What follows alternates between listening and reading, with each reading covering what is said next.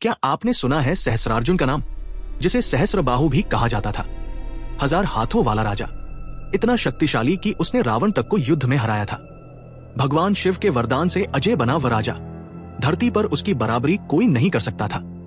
लेकिन फिर क्या हुआ?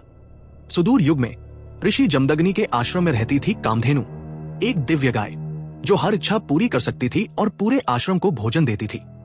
जब सहस्रार्जुन को इस गाय की शक्ति का पता चला, उसका लालच और अहंकार जाग उठा। उसने आदेश दिया, मुझे ये गाय चाहिए। लेकिन ऋषि जमदग्नि ने धर्म निभाते हुए मना कर दिया। क्रोध में सहस्रार्जुन ने आश्रम को तहस नहस कर दिया, यहां तक कि ऋषि की हत्या कर डाली। आश्रम में मातम छा गया और तभी लौटे भगवान परशुराम। पिता की हत्या की खबर सुनकर उनका क्रोध अब सीमा पार कर चुका था। लेकिन भाग्य का एक चमत्कार हुआ। एक ऋषि मुनि ने संजीवनी विद्या से जमदग्नि को पुनर्जीवित किया। पिता के आशीर्वाद के साथ परशुराम ने प्रतिशोध लेने का संकल्प लिया। युद्ध भूमि सजी।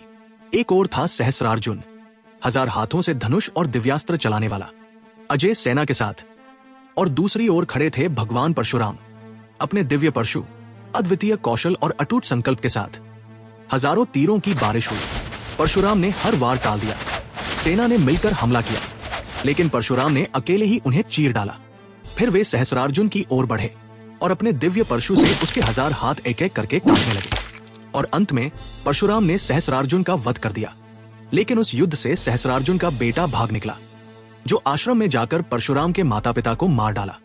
ये जानकर परशुराम ने कसम खाई कि इस पृथ्वी से सभी क्षत्रियों का नाश कर दूंगा। 21 बार उन्होंने पृथ्वी को क्षत्रियों से खाली किया। यही कारण था कि परशुराम ने बार बार क्षत्रियों से युद्ध किया और उनके वंश का नाश किया। यदि आप भी परशुराम की शक्ति और संकल्प को प्रणाम करते हैं तो कमेंट में लिखिए, जय परशुराम।